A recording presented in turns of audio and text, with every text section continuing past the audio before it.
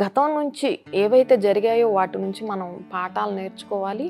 అలాగే భవిష్యత్తు గురించి మనం చింత, బెంగ అనేది వదిలివేయాలి. అంటే భవిష్యత్తు గురించి చింత, బెంగ కారణం ఏంటయ్యా అంటే ఇమాజినేషన్స్ అండి.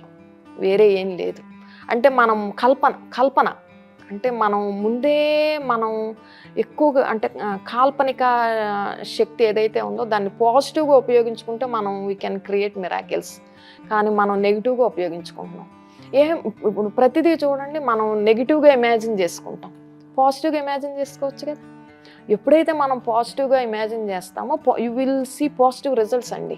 కానీ మనం నెగిటివ్‌గా అలా జరిగిద్దేమో, ఇలా జరిగిద్దేమో, అలా అవుతుందేమో, ఇలా అవుతుందేమో, వాళ్ళు అలా అంటారేమో, నేను వెళితే వీళ్ళు ఇలా రిసీవ్ చేసుకుంటారేమో అంటూ ఇట్లా మనం ఎంతెంతైతే మనం నెగిటివ్‌గా ఇమాజిన్ చేసుకుంటూ ఉంటాం.